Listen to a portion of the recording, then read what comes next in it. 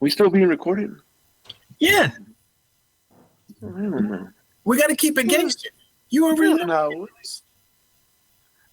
It takes a second in your old ass brain.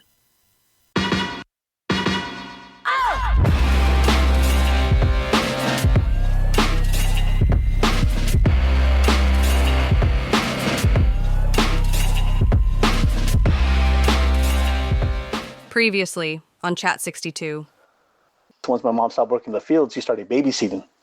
And this is funny. So when I was joining the Marine Corps and everything, so I was still the pulley. My junior year in high school, one of the kids that my mom used to babysit, he decided to get on the bus and go to the rival town, which is Greenfield, and decided, I don't think he thought about it, he decided to go over there and stab a gang member. I guess he was like a Sureño, and then he stabbed a Norteño. So he didn't think about how the hell he was going to get back because he's 10 miles away. Oh, my God. So he ended up on the bus. He stabbed the kid. He ended up running from the bus, and then I guess the cops found him because where he was hiding. And that dumbass ended up saying that his name was Darwin Glavez. Oh, my God. Real quick before we start, we've streamlined our contact info. From now on, if you have any questions, feedback, or ideas for future guests, just shoot us an email at chat62podcast@gmail.com. That's chat62podcast@gmail.com. All right, let's fucking go. You had a gap in between boot camp, MCT. How many days? I had a big gap because I went in August and I graduated in November. So I got to go home for the whole Thanksgiving thing because the drill instructor hooked me up with extra days. As he said, he put me down for I guess for like a recruiting help. Recruiter assistance. Yeah, recruiter assistance. Okay. So I got to stay even a little longer. So how many days total were you on recruiter's assistance for, and your 10-day leave? So I was on 10-day leave, and honestly, I don't remember how long I was there for recruiter's assistance. It was a while because I remember I went in August 15th, so I think November 14th or the 15th when we graduated. So I got to get those 10 days all the way to Thanksgiving, and then he still gave me a little bit more extra time into December. Oh, nice. What was that like, being home a little bit longer? Was cool. It felt good. It felt good being home for that long, and then not only that, but going to like the high school because I was actually able to, get in my uniform and go to the high school, go to the mall, stuff like that. So that was pretty cool. That was fun. I felt like fucking Superman every time I put that uniform out in public. Dude, right? You put on your fucking, your white fucking cover and everything, fucking check your 2 fucking fingers. Yep. Hell yeah, dude. That was the best feeling ever. Go like that into town. Exactly. Did you end up recruiting anybody out of recruiter's assistance? You know what? Yeah, I did. I did the same thing that my friend, the guy that I went to high school with, went with me. Me and the recruiter went to high school, and a bunch of the guys that I played sports with, I was like, nah, you guys won't be able to make it, dude. I don't think you guys got what it takes. Dude, you use that reverse psychology. Fuck it. It worked for you, right? Hey, dude, if they got me, I was like, I'm using the same thing. So I did the same thing, and I ended up getting one guy to go in. Oh, nice. Nice. Hey, fuck yeah. It fucking worked. Right on. Was there anything that stood out during that time when you were home on leave? I thought when I came back, everything was going to be like, oh, fucking, Darwin fucking's back, this and that, Dude, everybody moves on. Nobody waits for you, Like, you graduated high school, the people that went off to college, they're over there in college, dude. They're partying up in their dorms. They're not coming back down. They're not coming back to that, graduated from. The only ones that stayed there are, like, the ones that are, like, excuse my language, but, like, the fuck-ups. Yeah. The ones that don't know what to do with their life, or they were in gangs or stuff like that, or the ones that end up getting pregnant at 50, or, like, in, junior. Yeah. So, that was I get it. Yeah, I thought the same thing too. I thought life was going to wait for me after I got out. Yeah. Everybody does move on. It's humbling and it's a little bit sad because I still want to hang out with the same people. Yeah, it was a little sad because, like my friends from football, my friends from baseball, they're going to a junior college or they're going to like Cal Poly or they're taking off to like Santa Cruz State or whatever, or it's like, they're not going to come back just because you're back. They got their own stuff to do. Yeah, life carries on, like Seal said from that 90s hit. Yeah, dude, it does. So you're done with recruiter's assistance, time to report to MCT. Yeah, Marine Combat Training. Yeah. What's it like? Dude, that was another fun fun time. I went there like before Christmas because I remember I got to go home for Christmas for a couple of days. I got there before Christmas, so it was cold at night times over there. And when we got there, I think it's in Horno, right? Onofre. Oh, is it Onofre? Yeah. Before or no? Yeah. Before Horno? Yeah. Okay, because I remember those fucking barracks or like because it was barracks or was it like the ones that look like a fucking Oh, the Kwanzaa huts? like the aluminum ones? Yeah, like the Kwanzaa huts. I think it was the Kwanzaa huts. Yeah. Because I remember going there, and I remember also walking down to where like the PX is at, and there was like a Subway or something down there. Oh my God. As you're saying it, I'm like literally walking through in my head, seeing it. Right? Because remember, they had those Kwanzaa huts, and then they had the parade deck, and then the road was down at the bottom. And then you just cross the road, and there was like the PX down there. I think there was like the E Club too, and there was like a Subway, like a little shop, not a shopping center, but it had like something for food. Yeah. It was like a little exchange. Yeah. Yeah. That's still there. Yeah. When I went in December, they've added a bunch of barracks across the street for like, I think it's probably for the staff NCO's course or something like that. But they added a bunch of barracks across the street. But that building that you report to on the first day, it's still there. Yeah. Is it? Yeah. Wow. The barbershop, everything else is still there too, man. It was just like I could see younger Erik just walking, and it's almost movie like when I went, man. It's a freaking trip. Yeah. So we went there, reported. That was a breeze too. It was a little harder because all that leave I put on a because I was eating fucking mom's food, I was eating tamales, I was eating shit, and I wasn't really like working out or even running because I was home. I was home. So I did feel it because the fucking PT out there, I did feel it. I was like, oh God, dude, I was winded a couple times. That first hike, if I'm not mistaken, in MCT, it's a fucking, for lack of a better term, it's a motherfucker. And I don't know if it's Mount Motherfucker we go up, but that's a tough one. And that's a check when you realize, shit, I should have worked out. Yeah. Oh yeah, exactly. I should have said no to those extra tamales. I hear you. So what was the rest of MCT like for you? No, dude, it was fun. That's where I met Sergeant Delgado. Kevin knows who he is. And that's fun. He was one of the instructors at MCT, Sergeant Delgado. Fucker, because I put on a little bit of weight. That motherfucker called me pork chop through the whole fucking thing. Called me pork chop. But he was an asshole, but he was cool at the same time. So he was an instructor. We did all the stuff with him, all the land nav, the night navigation, everything. He was cool as fuck. I remember when we were leaving, I don't remember the graduation. I don't remember if it was just like a little quick, like, hey, here's your certificate. You fucking passed, you're done. I don't remember that stuff, but I remember leaving. There was, remember they give you like a little locker, probably like 5 feet tall, probably like 3 feet wide. Kind of looks like a high school locker. I think so. What about it? So mine was covered in red tape. What? I guess they said that the MPs got a tip about somebody having drugs, and fucking my locker was fucking covered in red tape, so I couldn't go into it. Oh my God. So here I'm thinking again, like, dude, what the fuck? First the fucking stabbing in high school. Now fucking I was like, for reals? Like, I don't even fucking do drugs. So I couldn't open my locker until the MPs came and fucking the dog, they brought the dog again, and I guess the dog didn't alert this time. So they were like, oh, it was a false positive or something. So like they took the red tape off, and I was able to fucking grab my shit. How much time passed from that moment that you saw that your locker was red taped to the point where they got that dog to do a second check? So it was hours. I think it took like maybe 5 hours. Okay, not bad. I thought it was like a freaking day or two or something. Yeah, no, but I think my fucking flight to go to school was in the afternoon, so I don't know if I was gonna make it or not. Oh my God! Because I didn't take leave when we graduated. Mm. I didn't take leave to go back home, so I was gonna have to report to Camp Lejeune or Camp Johnson. I mean, I was supposed to go to Camp Johnson, so I was like, fuck, am I gonna make my flight or not? Because I can't touch the tape. So they give you the clear. Yeah. Shit, man. Dude, I'm gonna have to put in. That song from Richie Valens? So he did his version of Framed. I'm gonna have to fucking find a way to put that in here Because it's a fucking Dude. awesome that it happened not just once, but it happened twice. Yeah, dude. I was like, God, dude, not again. What is your MOS?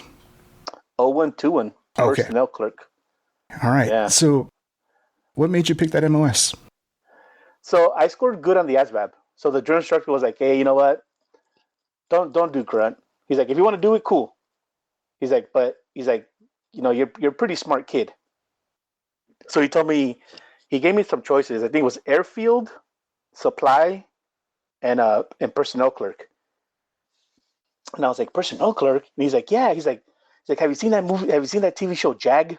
And I was like, oh yeah, I like that show. He's like, so yeah, it's kind of like that. You know, you be working in an office. You know, if people get in trouble, you be putting it in their SRBs. You know, stuff like that. You know, and then I told him, oh, you're working with lawyers. And he's like, oh yeah, you're working with lawyers. The fuck, I never saw no single lawyer in goddamn as a personnel. It's legal admin. Legal admin. Yeah, man. just legal admin, all right. Yeah. Like the only thing I put on there was just like get a little. Well, when you were there, they were probably typing. Back when we were there, it was already on computers. So you just every time they got like a page 11, it was just a sticker. It was already all typed up and everything. You just put it through the computer and it will print out with a sticker. Damn. You just peel it off and just put it in the SRB and put on the date. That's a 21st century fucking witchcraft right there, dude. I don't fucking know about that stuff. I just typed it meal wasn't. cards. So, Yeah, and I started the first time I got the fact. That's what I did too. Meal cards. That's the first thing I did. They had me in the when you receive people, like checking, getting all the fucking papers that you don't need from the SRB and be like, here, dude, you know, toss them or fucking burn them, whatever you want to do. And then just fucking getting the SRB ready and then giving them a fucking meal card. some people evolve and some people stay there. That's a whole different topic. But yeah. Knife hands. Yeah, we'll get that. We'll get there. We'll Yes, get to we will. when we got to the fucking, you know, RPAC or fucking whatever you want to call it, ConAd. So 0121, you get your orders to go to Camp Johnson in Camp Lejeune, North Carolina. What is your first impressions of touching down at what's the name of that fucking base? Well, Charleston? there's Cherry Point. Cherry Point's to the left of you, and then Cherry Point's the closest one because I don't think Lejeune's closer, is it? You're arriving to Jacksonville Airport. What's your first impressions of North Carolina? Dude, I thought it was fucking oaky. I was like, dude, I saw nothing. It fucking like country trees, and I'm like, fuck, it snows up here. It's like I just didn't realize that, you know, the elevation changes once you cross the fucking the Rocky Mountains, right? You want that all that up there is fucking high elevation. That's The what it snows. Appalachian Mountains, yeah. Yep. So I was like, fuck, it looks like plain, you know, straight, like flat, and nothing but trees. And I was like, it fucking snows out here, huh? I was like, all right, because I got there. I think it was like in January. I think it was after Christmas when I got there. And that's 2000 now, right?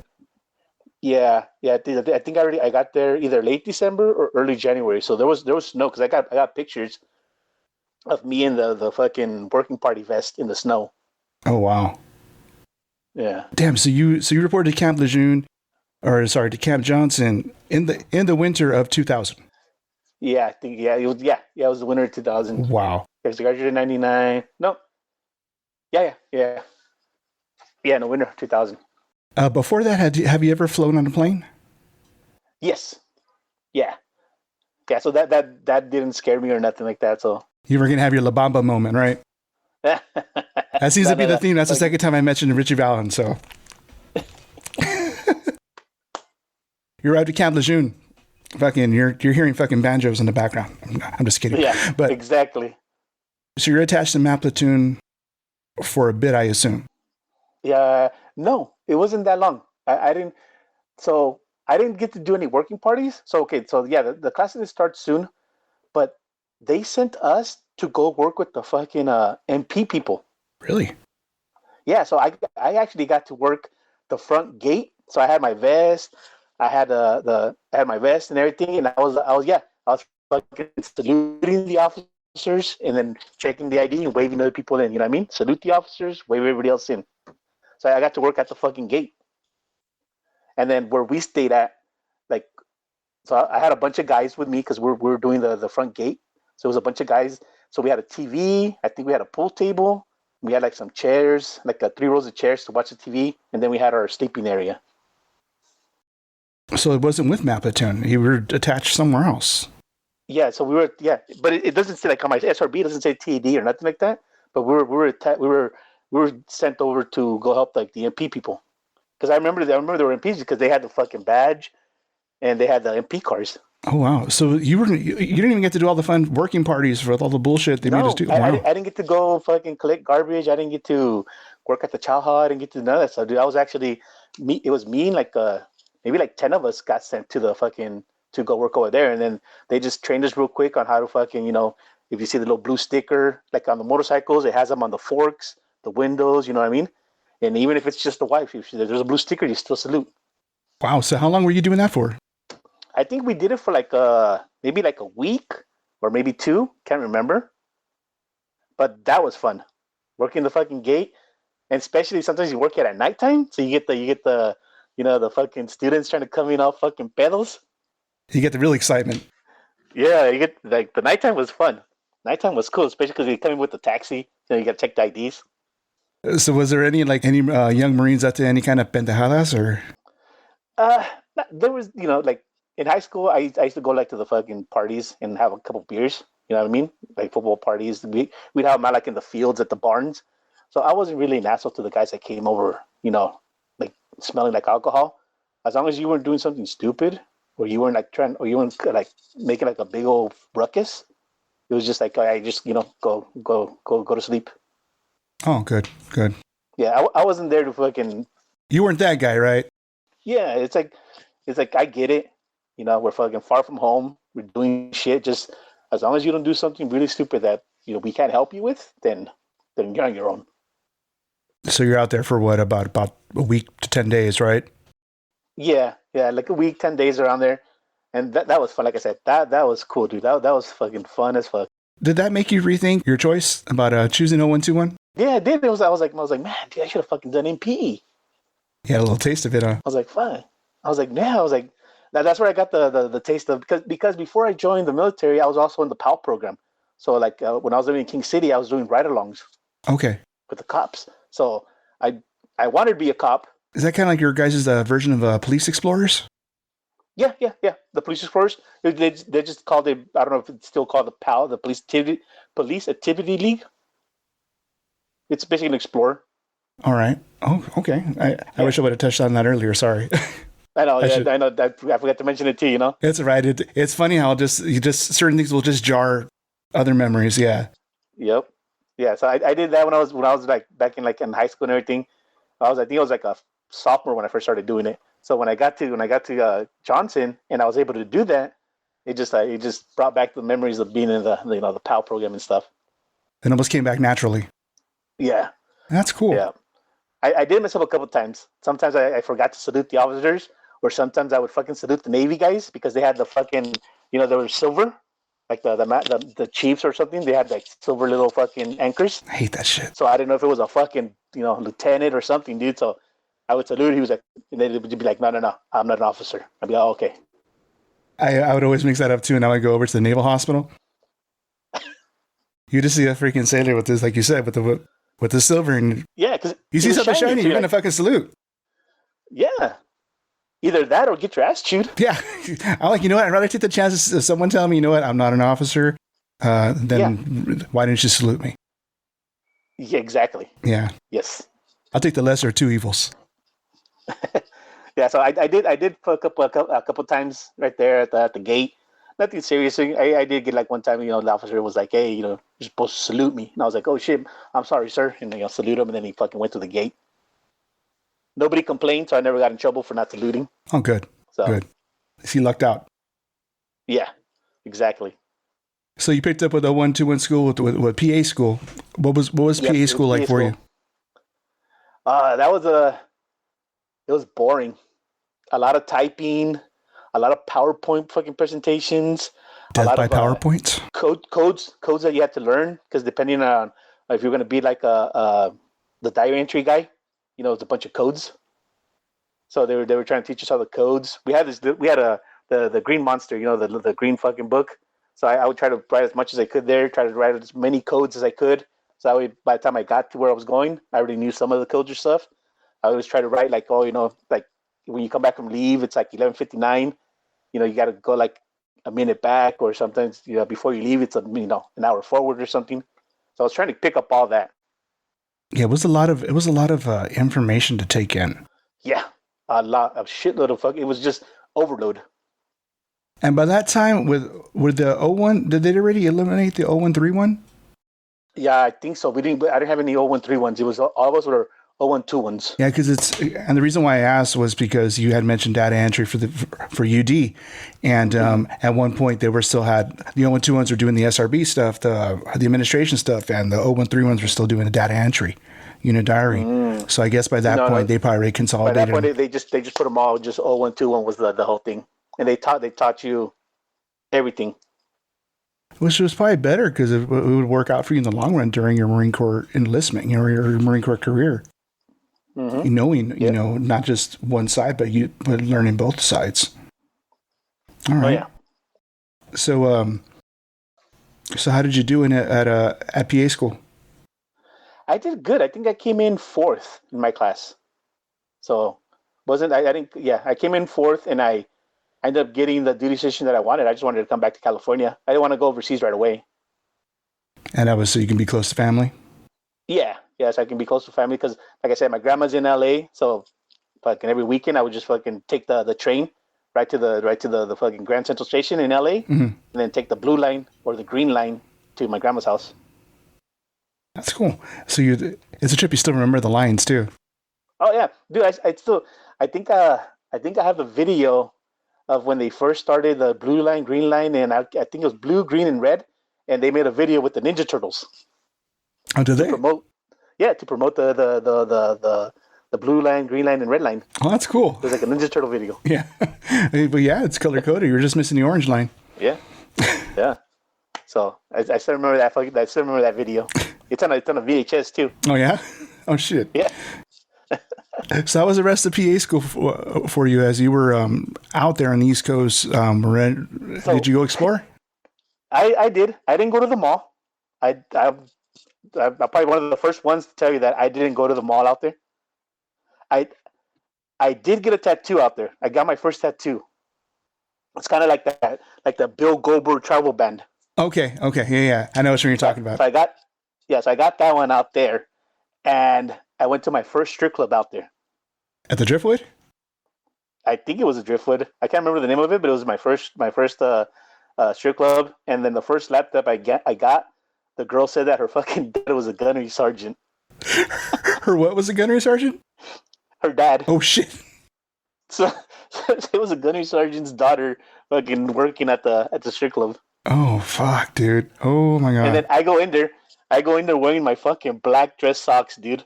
The silky socks. She fucking made so much fun of me, dude. She knew I was a fucking boot, dude. She fucking knew I was a boot. She had those fucking socks on. Dude, at least you didn't go there with a freaking green skippy shirt. Oh no, fuck no. Lopez. No. I had my jeans, my white K-Swisses, and I don't know why I wore those socks. I don't know if I didn't have enough clean ones or couldn't find them, but I ended up putting on those fucking stupid black socks. Those fucking socks, dude. That's fucking funny, dude. So how was the rest of your time at Camp Johnson? It was good because, like I said, never went to the mall, and then I would always go to the Waffle House. I still haven't been. No, I spent a lot of time at the Waffle House there, especially at nighttime because that's where all the strippers used to go, and then we just they would serve beer, so they would get the beer and chill with us. It was a time for networking. Exactly. Yeah. So that was fun because of that. That's the only reason I would chill at the Waffle House. We got them here, just so you know. We got them all around here. Yeah. You got them all around there. Yeah. Are they full of strippers at nighttime too? I don't know. Yeah. I after 10 o'clock, I'm at night. I'm at home. I had seen one when I was in Texas when I went for a wedding, and we passed it like 4 times. And I told my wife, I regret not going. I said, I don't have to go back. I need to go back to the Midwest to go experience the Waffle House. Experience the Waffle House? Yeah, dude. So was there anything else that stood out during your time at Camp Johnson? I did get into a fight with one of the Marines that was in the same class as me. He was an East Coast Marine, so he kept talking a lot of shit. So he just kept saying the tree line, tree line, tree line, and I was like, you know what, dude, let's go to the fucking tree line.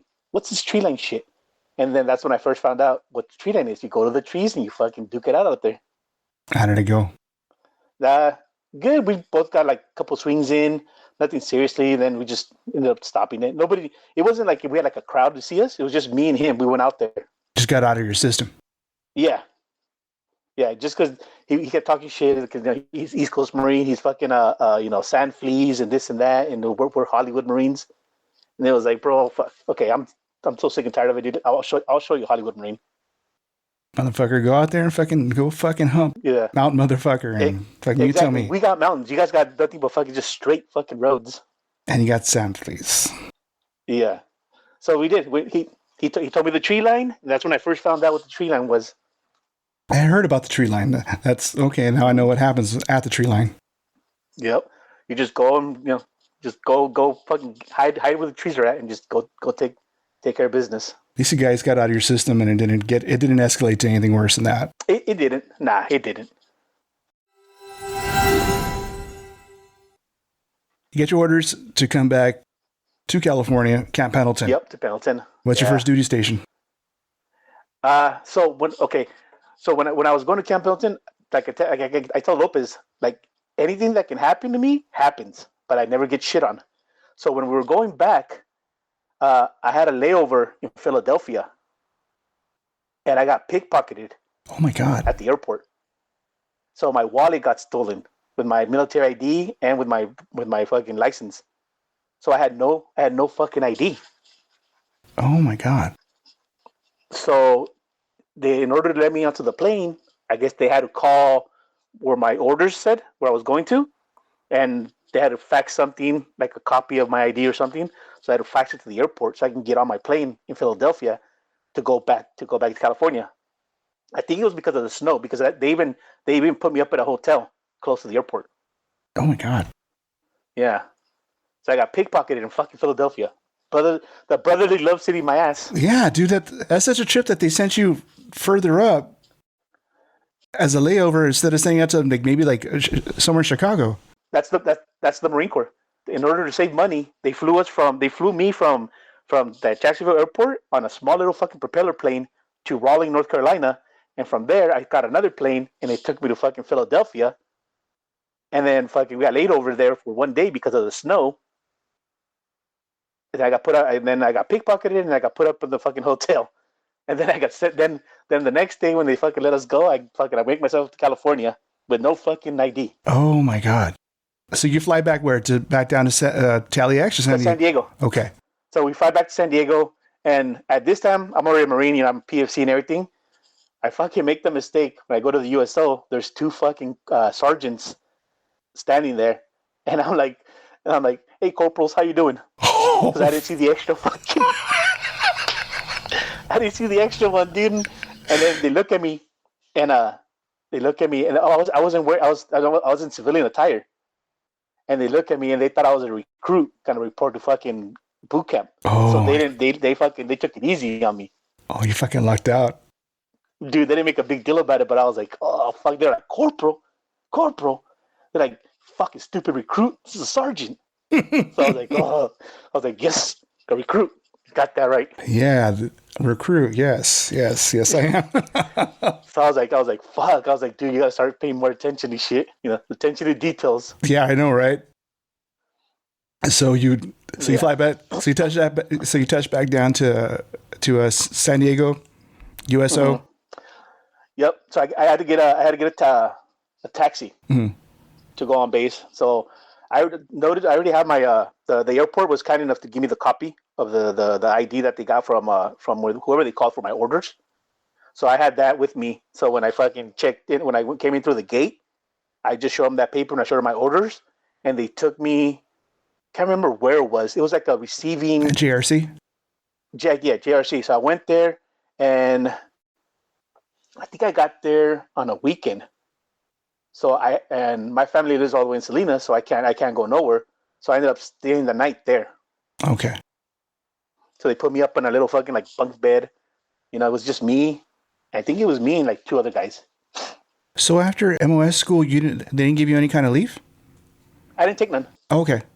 So that was your election. I wanted to save my leave Okay. because I think my sister was going to have a quinceañera pretty soon. Okay. So I wanted to take as much leave as I could. Yeah.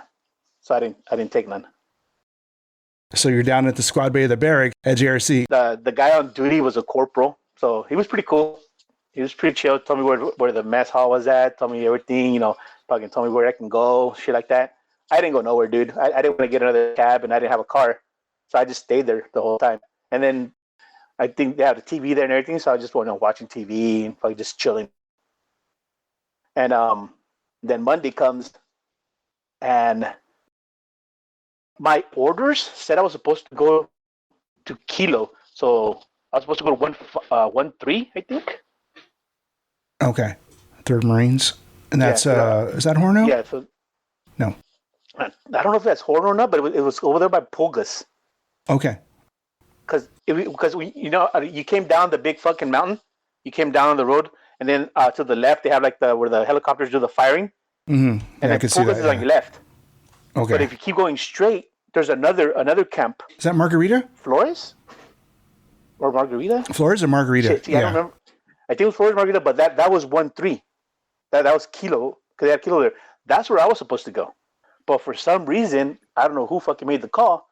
They fucking when I went to go report in to fucking to third battalion or 3rd Marines, whatever, they're like, oh no, you're not coming here. You're going to Pulgas. Oh shit. Because I guess by then they already had combined all the S1. Because you know how back in the days the admin people used to work at the S1s. But now they made it into a ConAd. It was ConAd when I first got to Pulgas. It was ConAd. And then after a while, they changed it to RPAC, regimental. Mm-hmm. Yeah, so they told me like, oh no, you're not coming here. You're going to Pulgas. And I was like, what the fuck? So that time it was a duty van that took me. So I had to tell them like, hey, they said I got to report to Pulgas. So he was like, okay, no problem. They took me to Pulgas. I get to fucking Pulgas and I fucking report. I report in, and there was a Sergeant Q. He was a gordito from Texas. He was already on his way out. He was one of those that he picked up sergeant, and then he couldn't get promoted because he estaba bien gordo. He really wasn't good at PT. You know, he was just like you could probably tell that he was leaving. Yeah, he was probably like at that 3rd enlistment and just going to pick up staff or something like that. Yeah, right? he couldn't pick up. Yeah, so it was Sergeant Q. He was cool as hell. I get in there, and I tell him like, oh, you know, my name is fucking PFC Glavez Diaz. I'm reporting as order. Here are my orders. I'm a personnel clerk. And he started talking to me and everything, and then they took me into the fucking where you do the new Marines. They go through your SRB. They give you your fucking paperwork. They're fucking giving you a meal card. They're laminating it, you know. And then I tell them, I'm like, hey, Sergeant Q, I don't have an ID. I told him I got pickpocketed in Philadelphia, and he was like, oh fuck. He's like, right. He's like, hold on. And I guess he went and talked to the staff NCO, Staff Sergeant Larson. Fucking looked like Vanilla Ice. Got the flat top and everything. Oh my god! Ice. That motherfucker had so much fucking gel on his hair, dude. His flat top was on point. He had regulation on the bottom, you know, 0 and 3. Yeah. But he had a fucking flat top. It looked like Vanilla Ice, dude. Oh my god! And then he told him, and then he has to go and fucking tell the purser. So fucking so then Staff Sergeant comes out. He's like, "Are you the one that doesn't have the ID?" And I was like, "Oh yes, Staff Sergeant." And he's like, "All right." He's like, "A purser wants to talk to you." And I'm like, "Fuck, no, I've never fucking reported to the purser. I don't know how to fucking report. They didn't teach us that really in boot camp. Right. You know, you just fucking, you knock on the fucking door and they say, come in, right? So I fucking knocked on the door. The person goes, come in. And I fucking just come in all fucking like, what's up? You know? And I fucking just, I'm like, it's just like, oh, you wanted to talk to me, sir? He's like, what? Oh, fuck. He's like, we fucking report out here in the fleet. And I was like, oh, shit. So I was like, fuck, what do I do? And I was like, and I remember a little bit about boot camp. You know, you fucking knock, you come in, you fucking stand up fucking attention. And, you know, PFC Glavez Diaz reported his order, sir. And he was like, oh, much better. And now he tells me, he's like, so what happened? I go, oh, I got pickpocketed. I was talking on the phone with my mom. Next thing you know, I'm trying to fucking get on a plane. I don't have an ID. And he didn't believe me. He was like, no, you're full of shit. You probably just fucking lost it. Making like a bigger deal than what it was. Yeah. So he had the staff sergeant send me with fucking one of the corporals to go get a fucking ID. But he just wanted to prove a point, I guess, or something, And because I fucking found out that our personal and staff sergeant, they were both fucking ex-drill instructors.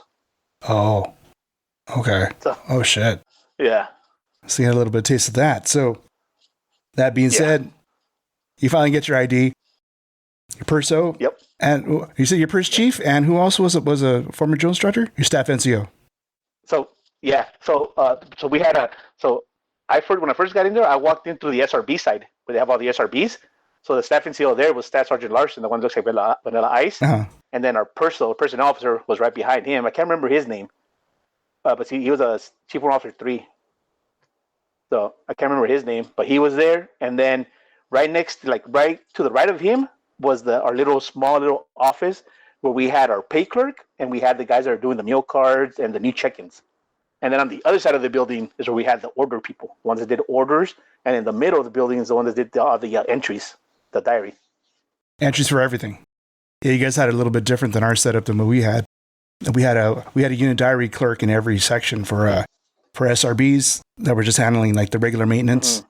And then we had our orders, separations, and they had a UD guy there. For our new joins, we had a UD person there too. Yeah, no. Our fucking diary entry people, like, were in the middle, and it was like a room with a bunch of fucking computers, and I think it was like 6 of them in there. And that's all they did, just diary entries. Dang. Three did it for orders, and 3 did it for the SRB side. What was it like being at the RPAC? It was different.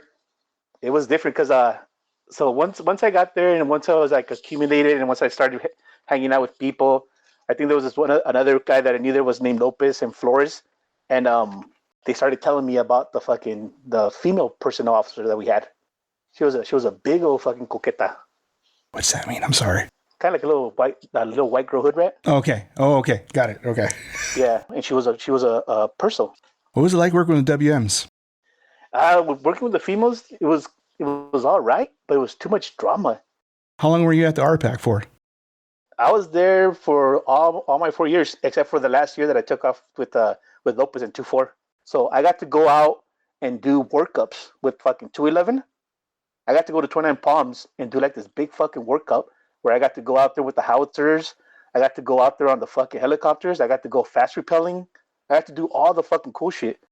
I went out there for like 3 months with CACs, 211. Right? Okay. Yeah, for 29 Palms. It was the funnest fucking times, dude. Out there in the desert, doing night fucking humps, doing marches, doing fucking going out there with the howitzers. I was still doing admin stuff, but when I was done with the admin stuff, they'd be like, "Oh, we're gonna take some guys on the fucking the CH-53s or the Chinooks. We're gonna go out there. We're gonna do some fucking fast roping. Who wants to go?" Fucking, I raised my hand like me. So I got to go do that through the canyons, the helicopter fucking, going through the fucking canyons, feeling the G's. That shit was fun. You want to touch more about your time attaching to different units? I loved it because I came back, like when I went with 211, when I got back, the fucking regimental commander put me up for a Navy unit commendation medal. So I got a NUC. Really? For doing my job out there, and also for participating with their workups. Because I did everything they did. The only thing they didn't let me do was fucking pull the string on the howitzers, But I was out there with them. I was doing all the training. I got to do the spider rigging. That was fucking fun. That's cool, I got dude. to do that with 211. I got to do it with 111. And I got 1 NUC, and then I got a letter of commendation from 111. So I was putting shit on my chest, and I was putting shit in my SRB, so I was happy with it. Once September 11 happened, and we found out, like, hey, they're fucking Bush's fucking weapons of mass destruction, shit like that. I was like, fuck yeah, this motherfucker's just gonna send me. He's gonna fucking send me to the show. So that's when I started figuring out who was gonna deploy next. And I saw it, and it wasn't 211. It was, I think, I was with 2-4, but I think it was 511 for us. So it must have been 3-5 for 5th Marines. Right, Lopez? We had 511 people in Pugas as well. Okay. In that time, I was doing all their SRBs. So the person was like, oh, well, fucking Glavez Diaz is doing SRBs. He fucking mostly deals with all of them. He does all their paperwork for the marriage, all this other stuff. And at that time, too, I was learning PAC'er. So you attached. You ended up leaving. Yep. So I attached to fucking to 2-4. And I think I went there like twice to go check out how you guys' system was. Because I think I met Lopez one time when I went to go tour his fucking RPAC. But it was just for a little while, just tour, just to go look at it, see who I was going to deploy with, just to go tell them like, hey, fucking this is Lance Corporal Glavez Diaz. I'm gonna be attached to you guys because I'm gonna pump with fucking 511. So that was your initial meeting with Kevin Lopez. It was cool because it was like it's a Hispanic, it's like another fucking Hispanic. I met him, I met Castro, and I met fucking Jamie Duvall. And then I met some other people there, but I didn't really pay that much attention to them because they weren't deploying with us. So you already knew that the guys you were going to go on a pump with then at that point. Yeah. Yep. Yeah. Because they sent me a couple of days in advance to go check in and go. I think I even met probably one of the staff sergeants there the black guy. What was his name, Kevin? Yeah. Yeah. How was he like? Him too. He was a fucking shitbag. Because looking at your guys' expression, I'm sure you guys have a story about. He was a fucking chubby shitbag, dude. He was lazy as hell. Yeah, he was lazy, dude. Ran into him in San Diego. Yeah. Yeah, he was, dude. He was one of those staff NCOs that I think, he got passed over for Gunny, and I don't think he was gonna promote. That he was like just also too like he was just there, he was just going with the flow. That's it. He was just trying to get out of the 62 area. So I think it was 2 deployments, and then you had the opportunity to PCS. Oh, okay. So that was his objective. Yeah.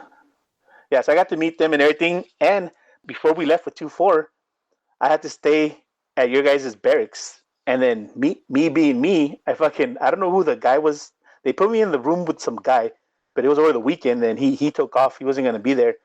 So I ended up bringing one of the RPAC girls to come spend the night with me at your guys' fucking barracks. And she was the only woman there. Yeah, yep. I think even some of the guys found out because they saw her pulling up in her car and she fucking like tried to like sprint up to where I told her I was at. So the guys saw her, and then I was known as the Marine that had the fucking girl in the room before we deployed. You needed that last bit of motivation before you went on deployment. Exactly. And that wraps up part 2 of our conversation with Corporal Darwin Glavez Diaz. His story comes full circle in part 3. So make sure you tune in for the conclusion. Thank you for listening to the Chat 62 podcast. Don't forget to like, subscribe, and follow us on Instagram, the TikTok, and the Facebook for all the latest updates and previews. I am Erik Monarca, the Terminal Lance Corporal and the introverted interviewer, reminding you, when the road gets tough, stay the course.